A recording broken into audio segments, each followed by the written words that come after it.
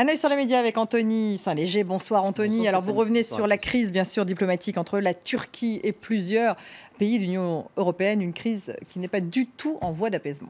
Non, loin de là, le torchon brûle et de son côté l'Union européenne cherche à apaiser l'incendie. Elle appelle à Ankara à éviter toute déclaration excessive. C'est une mise en garde qui n'a pas été vraiment suivie des faits par le président Recep Tayyip Erdogan qui accusait ce soir Merkel, la chancelière allemande, de soutenir les terroristes.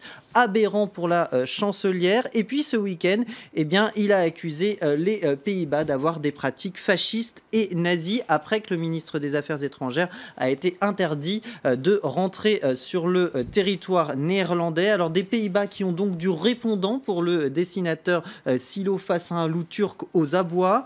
Pas de tapis rouge, mais une interdiction pour la Turquie, résume le dessinateur danois Bojesen. Et puis le dessinateur allemand, lui, revient sur ces Pays-Bas qui frappent fort face à une Europe divisée, puisque en effet, plusieurs meetings ont été annulés ces dernières semaines en Allemagne, en Autriche, mais également en Suède ou encore en Suisse, mais pas en France, puisque hier se tenait une réunion publique à Metz, en l'occurrence, où le ministre turc des Affaires étrangères était présent. Pas de menace à l'ordre public, c'est comme ça que le Quai d'Orsay a justifié sa décision, le Quai d'Orsay qui a depuis condamné les propos de Recep Tayyip Erdogan, mais cette attitude du gouvernement français a été critiquée à droite comme à gauche. À droite tout d'abord pour les Républicains, c'était l'occasion de rappeler qu'on était contre l'entrée de la Turquie dans l'Union européenne. Le Front National de son côté dénonçait, je cite, un comportement irresponsable. C'était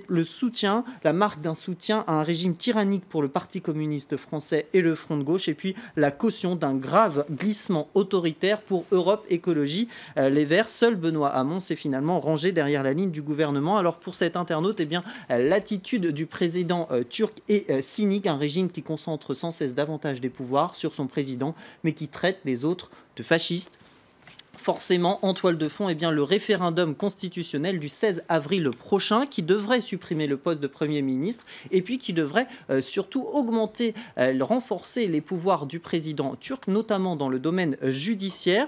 Et pour obtenir le oui, justement, Recep Tayyip Erdogan veut convaincre l'importante diaspora turque en Europe. Pour l'ancien rédacteur en chef de Zaman, désormais journal d'opposition désormais sous tutelle, taper sur l'Europe, c'est pour Erdogan un moyen de gagner plus de voix nationalistes notamment. Le journaliste Marc Semo estime que certes la Turquie a besoin d'alliés, mais elle a surtout besoin d'ennemis pour convaincre et galvaniser ses électeurs. Et puis face aux 28, Erdogan dispose, c'est vrai, d'un levier de poids assez important, assez considérable, le chantage migratoire après l'accord conclu avec l'Union européenne il y a d'ailleurs un an presque jour pour jour, c'était le 18 mars, et le ministre turc des Affaires européennes a d'ailleurs précisé ce soir que la Turquie allait réexaminer le volet des passages terrestres. Un sacré bras de fer en tout cas. Alors en France, c'est le mouvement En Marche d'Emmanuel Macron qui porte plainte contre une caricature utilisée par le mouvement Les Républicains. Oui, c'est ce le parti Les Républicains. Le parti. Oui. Mouvement parti, c'est vrai qu'on s'y retrouve pas forcément.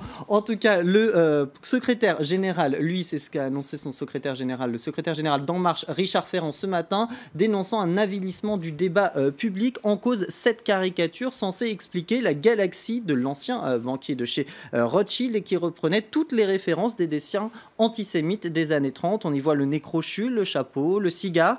Et justement, dans la foulée, l'équipe de campagne d'En Marche a réagi en publiant des affiches des années 30, justement. Il y a eu aussi la réaction du côté des Républicains, François Fillon, qui s'est désolidarisé de ce tweet. Lui, qui, rappelons-le, n'avait pas réagi lors de la caricature d'Alain Juppé, lors de la primaire, une caricature en Ali Juppé qui avait été très relayée par la fachosphère.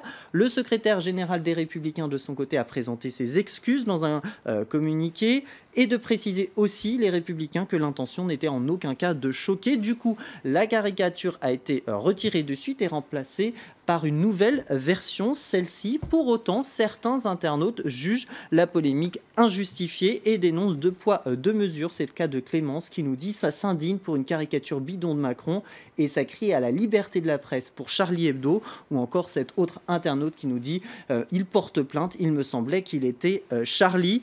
Et pour Gilles William Goldnadel, avocat et président de l'association France-Israël, c'est peut-être une caricature stupide, mais pas forcément antisémite, lui qui dénonce également le faux antiracisme d'une certaine presse. De son côté, le directeur de la com des Républicains assume l'erreur, lui qui sera convoqué en entretien disciplinaire. Le dessinateur, l'auteur du dessin, lui qui travaille avec le parti depuis plus de 20 ans, se dit attristé par la polémique et se défend justement de tout antisémitisme. Merci Anthony pour un œil sur les médias. Puis